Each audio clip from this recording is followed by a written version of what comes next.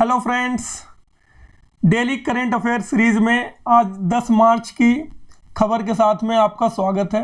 जैसा कि आप जानते हैं, इस सीरीज में हम आपको दिन भर की सबसे महत्वपूर्ण खबरों के बारे में बहुत ही कम समय में विवरण दे देते हैं, ठीक है, ताकि आपको दिन भर की कोई भी ऐसी खबर जो एग्जाम में पूछा जा सके वो मिस ना हो, है ना।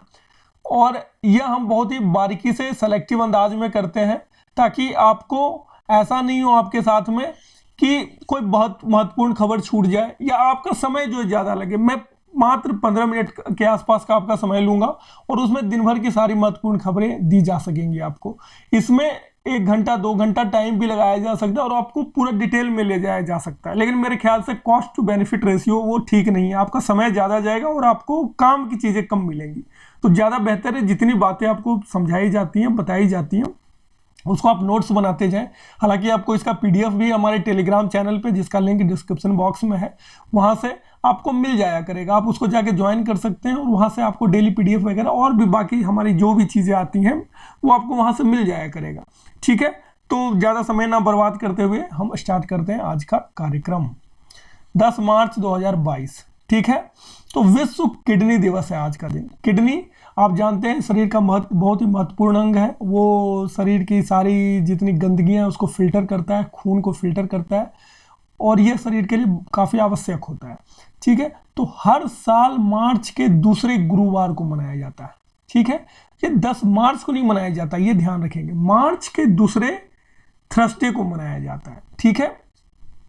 तो आज थर्सडे है, आप जैसा कि जानते हैं, और 10 मार्च है, दूसरा थर्सडे है इस महीने का, तो इसलिए ये मनाया जा रहा है। पहली बार कब मनाया जा रहा है? 2006 में। इसका मेन उद्देश्य क्या है कि किडनी के बारे में, महत्व के बारे में और किडनी के बारे में जागरूकता फैलाना कि लोग कैसे फिट रहें, इसकी क्या इंपॉर्टेंस है, कैसे इसका केयर करें, ये सारी चीजें, ठीक है।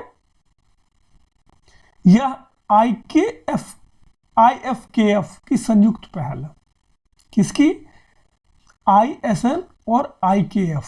ISN क्या है? इंटरनेशनल सोसाइटी फॉर नेफ्रोलॉजी, और IFKF क्या है? International federation of kidney foundation, ठीक है। तो इन दोनों की ये संयुक्त पहल है। 2022 के लिए क्या विषय वस्तु है? Kidney health for all. इस साल का जो इसका सब्जेक्ट है वो है किडनी हेल्थ फॉर ऑल। आज है 10 मार्च 2022। अब आपका जो आज का टास्क है, जो मैं आपको हर क्लास में देता हूं कुछ टास्क, तो आपको कमेंट करके बताना है आज भारत की कौन सी फोर्स का रेजिंग डे है, ठीक है। जिसका जो आज ही के दिन रेज हुई थी, जिसको आज ही के दिन खड़ा किया गया था, वो आपको कमेंट करके बताना है, ठीक है। और उसके हेड कौन है, उसको हेड कौन कर रहा है, ये भी आपको उसमें जानकारी देनी है, ठीक है। और वो किस वर्ष में खड़ी हुई थी, ये तीनों जानकारी आपको देनी है, ठीक है। अब अगली जो खबर है, बोध गया में बन रही भगवान बुद्ध की दुनिया की सबसे लंबी प्रतिमा, जी नहीं, सबसे लंबी नहीं, सबसे लंबी प्रतिमा शयन मुद्रा में, ठीक है। शयन मुद्रा में बोध गया में भगवान बुद्ध की, ये जो आप देख रहे हैं ये लंबवत है, ये ऐसे ऐसे है ना, तो शयन मुद्रा में ऐसे होगा, ठीक है, लेटे हुए होंगे भगवान बुद्ध। कहाँ बन रही है? बोध गया में। बोध गया कौन सी जगह है? भगवान की बुद्ध से जीवन से जुड़ा हुआ, ये हर कोई जानता है। तो आपको भगवान बुद्ध के जीवन से जुड़ी हुई 4 महत्वपूर्ण जगह हैं, ठीक है। लुम्बिनी, सारनाथ, बोध गया सॉरी, और चौथा आपको बताना है, ठीक है। और ये चारों किस लिए महत्वपूर्ण थे, मतलब इनका क्या क्या, मतलब उनकी जीवन से उनकी उपलब्धियां रही जो इन जगहों पे हुई, वो भी आपको कमेंट करके बताना है, ठीक है। इसके ये किसके द्वारा बनाया जा रहा है? बुद्ध इंटरनेशनल वेलफेयर मिशन, ठीक है। और इसकी लंबाई है 100 फीट और ऊंची होगी 30 फीट। 30 फीट ऊंची क्यों होगी? ऊंचाई क्यों कम हो रही है? क्योंकि वो लेटे हुए हैं, तो लेटे हुए में ऊंचाई कम हो जा रही है, लेकिन लंबाई जो है वो ज्यादा है, वो लगभग 100 फीट है, ओके। बोध गया महत्वपूर्ण तीर्थ स्थल है, आपको मैंने पहले ही बता दिया, और यहाँ दुनिया भर के श्रद्धालु आते हैं, आपको पता है। भगवान बुद्ध की इस मुद्रा की मूर्ति उत्तर प्रदेश के कुशीनगर में है। इसी जो शयन वाली मुद्रा है इसकी मूर्ति ऑलरेडी है कुशीनगर में, ठीक है, जहां इन्होंने देखिए बता ही दिया गया आपको। लेकिन आपको बाकी मतलब चारों जगह के नाम पता चल गए, चारों जगह में उन्होंने क्या क्या किया था वो आपको कमेंट में बताना है। आपको इंग्लिश में भी पूरा का पूरा कंटेंट मिल रहा है, तो हिंदी और इंग्लिश में यहाँ कोई भेद नहीं है, पूरी चीज़ें आपको मिल रही है। आप हिंदी में सुन लें या अगर चाहेंगे तो मैं अगर आप कमेंट करके बताएं अगर आपको इंग्लिश में चाहिए तो, लेकिन मेरे ख्याल से करंट अफेयर हिंदी में बोले चाहे इंग्लिश में कोई ज़्यादा इशू है नहीं, है ना। और आपको इसकी PDF मिल ही जा रही है, नोट्स आप बना सकते हैं। अब ये क्या देख रहे हैं आप, ये पोल है, ठीक है। तो एक गेम होता है पोल वॉल्ट।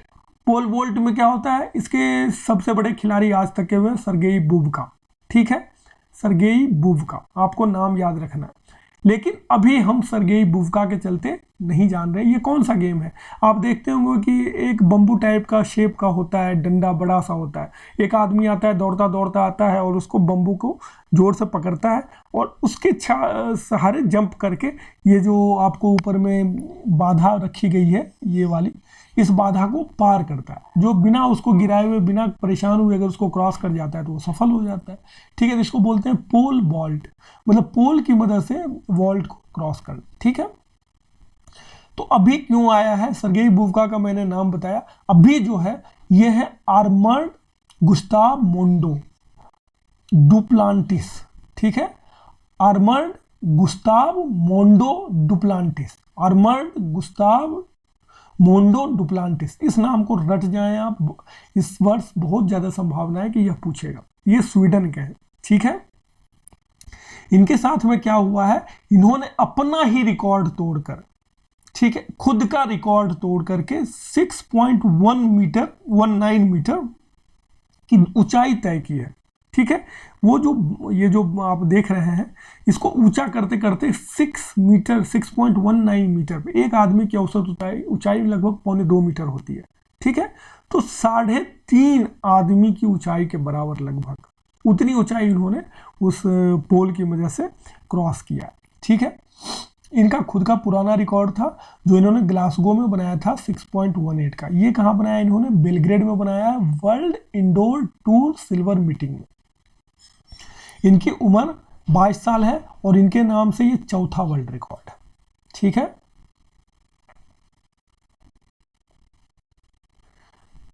मातृशक्ति उद्यमिता योजना, उद्यमिता की स्पेलिंग ये वाली सही है, ठीक है, उद्यमी ये से ये वाला। तो मातृशक्ति उद्यमिता योजना, इससे आपका क्या प्रश्न बनेगा कि ये योजना किस राज्य में लागू की गई है। तो यह योजना हरियाणा में लागू की गई है, हरियाणा सरकार के द्वारा ये लागू की गई है। इसमें क्या किया जाएगा, तो इसमें जो महिलाएं हैं, ठीक है, महिलाएं मातृशक्ति, ये नहीं कि मतलब जो बच्चे हैं या जिनकी मतलब जो एजेड भी है बट मतलब माता नहीं बनी है उनको नहीं मिलेगा, ये माताओं के लिए सिर्फ है। उसकी एक और कंडीशन क्या है कि आपके पूरे परिवार की इनकम परिवार पहचान पत्र के अनुसार 5 लाख रुपए से कम होनी चाहिए, ठीक है। तो आपको ये क्या करेंगे, 3 लाख तक के सॉफ्ट लोन, आसान लोन आपको मिल जाया करेंगे, ठीक है, देने की कोशिश करेगी। तो ये उन लोगों के हैं जो गरीब तबके की महिलाएं हैं जिनके पूरे परिवार की इनकम 5 लाख रुपए से कम है और जो मातृशक्ति है उनको इस योजना का लाभ पहुंचाने की कोशिश की जाएगी, ठीक है।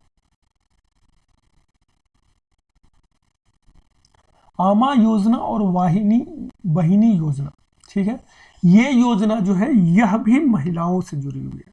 आमा को आपको याद रखना अम्मा से, ठीक है, आमा आपको याद नहीं होगा इसलिए अम्मा से याद रखना, ठीक है। और बहिनी, बहन से बहिनी याद रख सकते हैं, ठीक है। तो आमा योजना और बहिनी योजना ये किस राज्य में हुई है, ये सिक्किम के मुख्यमंत्री हैं, आपको पता है, प्रेम सिंह तमांग, उनके द्वारा लॉन्च की गई है। और यह योजना जो है प्रेम सिंह तमांग के द्वारा की गई है और ये गैर कामकाजी माताओं के बीच बचत की आदत पैदा करने के लिए। कौन सी योजना, आमा योजना। आमा योजना में जो गैर कामकाजी महिलाएं हैं, माताएं हैं, ठीक है, उनके बीच बचत की आदत पैदा करने के लिए तो उनको ये क्या करेंगे, 20,000 रुपये सालाना एक बार में प्रदान करेंगे, 1 साल में एक बार में सालाना मतलब 20,000 रुपये दिया जाएगा, ताकि उनकी बचत की आदत पैदा हो। क्योंकि जो पैसा रेगुलर आता जाता है वो क्या होता है, खर्च हो जाता है अक्सर। ठीक है, तो एक बार में जब इनके पास में 20,000 जाएगा, उनको प्रेरित किया जाएगा, इसको आप जमा करें, इसको आप लंबे समय के लिए अपने फ्यूचर के लिए इसको जमा करके रखें। ठीक है, तो ये कौन सी योजना थी, आमा, गैर कामकाजी माताओं के लिए, माताओं के लिए, माता अम्मा याद रहेगा। तो आमा योजना किन के लिए है, माताओं के लिए, लेकिन गैर कामकाजी। ठीक है, और उनका क्या टारगेट रहेगा कि बचत की आदत को पैदा करना है। बहिनी योजना क्या है भाई, बहिनी योजना सैनिटरी नैपकिन की उपलब्धता या उपलब्धता की कमी के कारण छात्राओं की ड्रॉप आउट दर को कम करने के लिए। सैनिटरी नैपकिन से रिलेटेड बहुत इश्यूज हैं, अभी भी सोसाइटी में बहुत ज़्यादा जो शिक्षित परिवार नहीं है उनके बीच में किसी न किसी प्रकार की टैबू है इस चीज़ को लेके। कई जगह उसकी महंगाई की वजह से खरीदने में परेशानी आती है, तो इसकी वजह से कई बार ऐसा होता है कि इसको पाया गया है कि छात्राओं की ड्रॉप आउट बढ़ जाती है, एब्सेंट इसको स्कूल में होना बहुत कॉमन हो जाता है। तो उस चीज़ को, उनकी प्रेजेंस को सुनिश्चित करने के लिए, उनकी स्वच्छता को, उनकी गरिमा को सुनिश्चित करने के लिए मुफ्त सैनिटरी नैपकिन प्रदान किए जाएंगे। किस योजना में, बहिनी योजना। ठीक है, बहन से बहिनी याद रख सकते हैं और माता से अम्मा याद रख सकते हैं। ठीक है, राज्य कौन सा था, सिक्किम। अब लक्ष्मी फॉर लक्ष्मी, ये क्या है भाई, लक्ष्मी जी लक्ष्मी के लिए, बिल्कुल लक्ष्मी जी ही लक्ष्मी के लिए है। मतलब लक्ष्मी किसको बोलते हैं अपने यहाँ, लक्ष्मी घर आई है, लक्ष्मी का जन्म हुआ है, लक्ष्मी बोलते हैं ना हमारे यहाँ, महिलाओं को देवी के रूप में हम मानते हैं उनको। ठीक है, तो लक्ष्मी महिलाएं, तो उन महिलाओं के लिए मदद कौन करेंगी, मदद भी करेंगी महिलाएं, मदद भी करेंगी लक्ष्मी। तो लक्ष्मी फॉर लक्ष्मी योजना, ये HDFC म्यूचुअल फंड की एक योजना है जिसमें महिलाओं को वित्तीय सशक्तिकरण देने के लिए एक अनूठी पहल की गई है कि मिस्ड कॉल सेवा के माध्यम से महिला निवेशक, कोई महिलाएं जो इन्वेस्ट करना चाहती हैं, ठीक है, तो अगर कोई है जो इन्वेस्टर बनना चाहती है, उनके पास पैसे हैं, वो सोच रहे हैं कहीं हम इन्वेस्ट करें, तो वो क्या करेंगी, उनको सलाह चाहिए, लेकिन सलाह देने के लिए अक्सर पुरुष होते हैं, इस फील्ड में ज़्यादा मोनोपोली आप देखेंगे पुरुषों की है, तो वो पुरुषों से झिझकती हैं, अपनी सारी मतलब योजनाएं बताने में, बात करने में अनकंफर्टेबल होती है कंपैरेटिवली थोड़ा सा। तो उसके लिए इन्होंने किया है कि महिला जो इस क्षेत्र की वित्तीय विशेषज्ञ होंगी उनसे संपर्क करवाया जाएगा, ताकि दोनों बेहतर तरीके से एक दूसरे के लिए बेहतर रिजल्ट ला पाएँ। तो इसको इसीलिए लक्ष्मी फॉर लक्ष्मी योजना कहा गया है। ठीक है, महिला वित्तीय विशेषज्ञ महिला निवेशक के प्रश्नों का मार्गदर्शक और समाधान करेंगे। ठीक है, कौशल्या मातृत्व योजना। ठीक है, अब जैसा कि नाम से आप देख रहे हैं मातृत्व योजना है, तो माताओं के से संबंधित होगी, ये महत्वपूर्ण है, इस बार का ज़्यादा महत्वपूर्ण है, बाकी न्यूज़ की तुलना में इसको ज़्यादा वेटेज देना है आपको। ये छत्तीसगढ़ में रायपुर में BTI मैदान में आयोजित राज्य स्तरीय महिला सम्मेलन में छत्तीसगढ़ के मुख्यमंत्री कौन है, भूपेश बघेल, आप जानते हैं, तो उन्होंने ये योजना लॉन्च की है। इन्होंने क्या किया, 5,000 रुपये के चेक वितरित किए। ठीक है, कौशल्या मातृत्व योजना के अंतर्गत।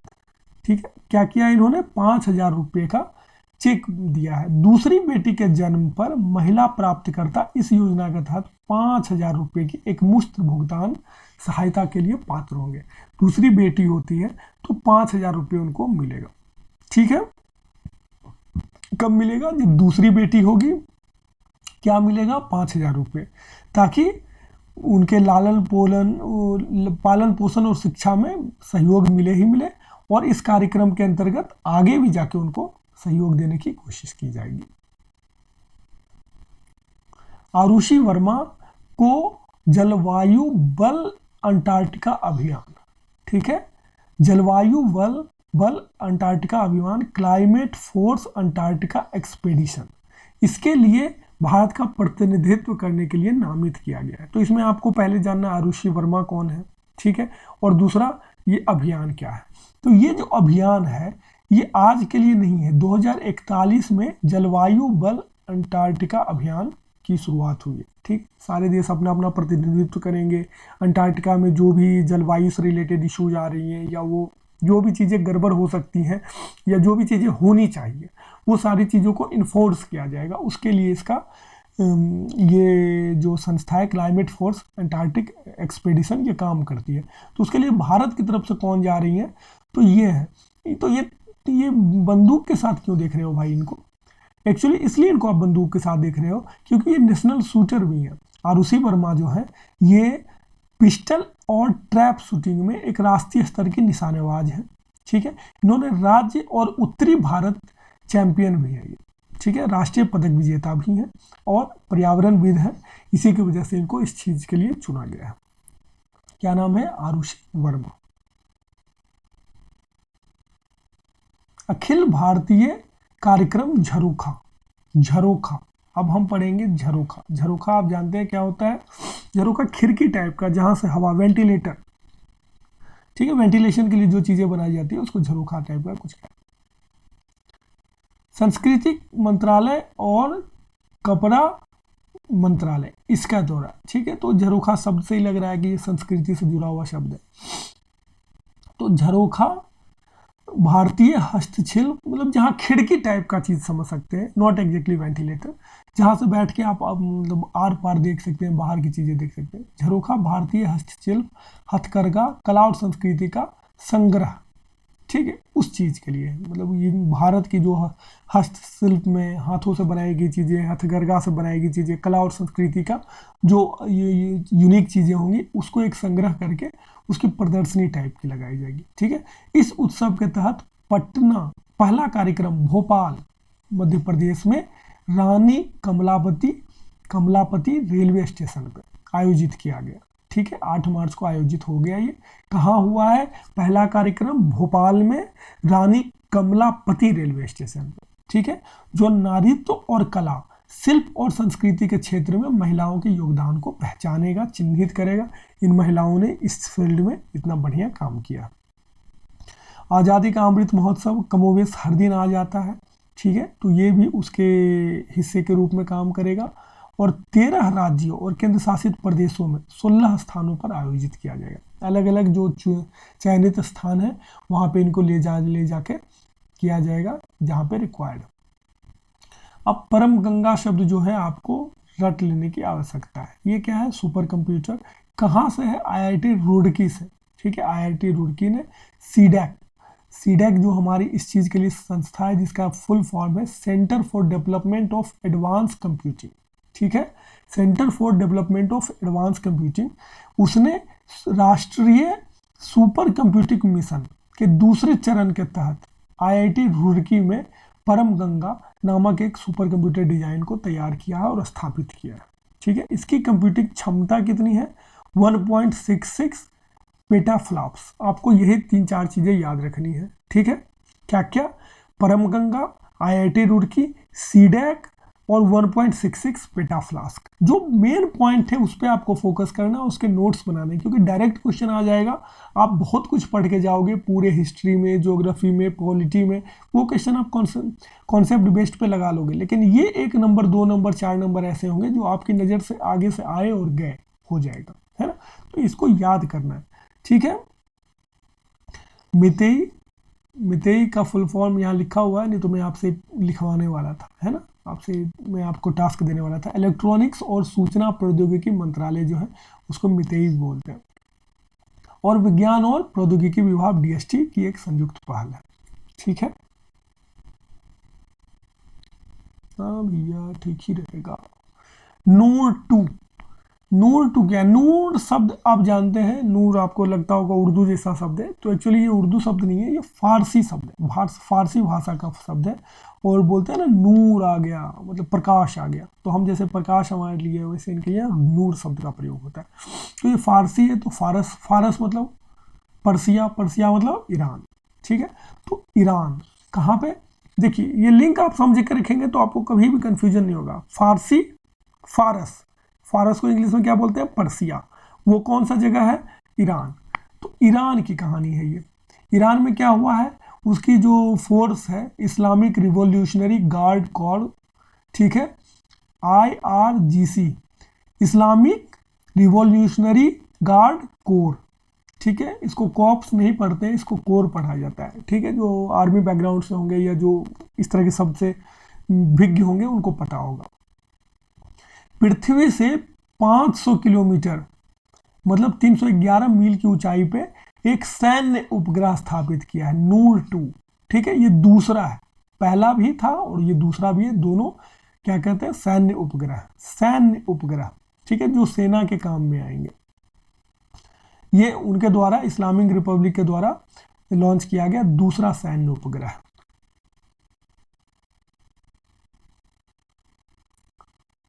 अब आपकी दिन की आखिरी खबर। राष्ट्रपति कोविंद ने, माननीय रामनाथ कोविंद ने 2020-21 के लिए नारी शक्ति पुरस्कार प्रदान किया है। ठीक है, नारी शक्ति पुरस्कार इसलिए दिया जाता है कि अलग अलग क्षेत्र में महिलाओं के उत्थान के लिए जो कार्य किए होंगे उसके एवज में ये दिया जाता है। तो ये 8 मार्च को दिया गया है राष्ट्रपति भवन में। ठीक है, अंतर्राष्ट्रीय महिला दिवस के अवसर पर। कुल मिलाकर 29 महिलाओं को 2020 और 21 के लिए पुरस्कृत किया गया है। उनके उत्कृष्ट और असाधारण कार्य, विशेष रूप से कमजोर और हाशिए पे खड़े लोगों के लिए जिन्होंने काम किया है, उसको यह पुरस्कार दिया जाता है। ठीक है, अब इसमें किनको किनको जो मुख्य नाम है वो आपको बता दिए जाए। ऐसे तो बहुत सारे नाम हैं। अनीता गुप्ता है, भोजपुर बिहार की। इन्होंने ग्रामीण और वंचित महिलाओं को सशक्त बनाने में उत्कृष्ट योगदान दिया है। ठीक है, आरती राणा खीरी उत्तर प्रदेश की है। ये महिलाओं और आदिवासी और वंचित महिलाओं के लिए इनके कार्य की वजह से दिया गया। 2021 में निर्जा माधव उत्तर प्रदेश की, इन्होंने हिंदी साहित्य, ठीक है, निर्जा माधव हिंदी साहित्य के माध्यम से हाशिए के लोगों के लिए उनके काम के लिए यह प्राइज दिया गया। ठीक है, तो मेरे ख्याल से आपको अब क्या करना है, डेली मैं 6 बजे ये करेंट अफेयर ला रहा हूँ। आपको डेली 6 बजे करेंट अफेयर की जितने फैक्ट हैं उसको नोट डाउन करना है, जॉट डाउन करना है, एक ही जगह लिखते जाना है और वीकली उसको रिवाइज करना है। अगर आप कहेंगे कि इसकी क्वेश्चन भी, जैसे मैंने आपको लगभग 10-15 खबर करवाई, तो इससे रिलेटेड जो कुछ क्वेश्चन बनते हैं वो भी मैं क्वेश्चन आंसर फॉर्मेट में कर दूँ। अगर आपको रिक्वायर्ड है तो मैं वो भी कर दूंगा। और अगर आपको लगता है कि मुझे लाइव आना चाहिए, तो जो टेक्निकल इश्यूज थे वो मेरे दूर हो चुके हैं। अब कंपैरेटिवली मैं टेक्निकली मैं साउंड हो चुका हूँ। मुझे जो चीज़ें चाहिए थी वो मेरे पास आ चुकी है सब कुछ। तो अगर आप चाहते हैं कि मैं लाइव आऊँ तो मैं आपके लिए लाइव भी आ सकता हूँ डेली। और अगर आपके द्वारा सजेस्टेड है कि कोई दूसरे टाइम पे मैं लाइव आऊँ कि नहीं सर 6 बजे हम नहीं प्रेजेंट हो पाते हैं या हमारा जो इशू है, तो आप बताएं, मैं जिस समय बताएंगे मैं डेडिकेटेड होकर उस समय आपके लिए लाइव आ सकूँगा। ज़्यादा समय ना बर्बाद करें, जाकर पढ़ाई करें। धन्यवाद। इसके अलावा एक चीज़ और, लाइक शेयर सब्सक्राइब कमेंट।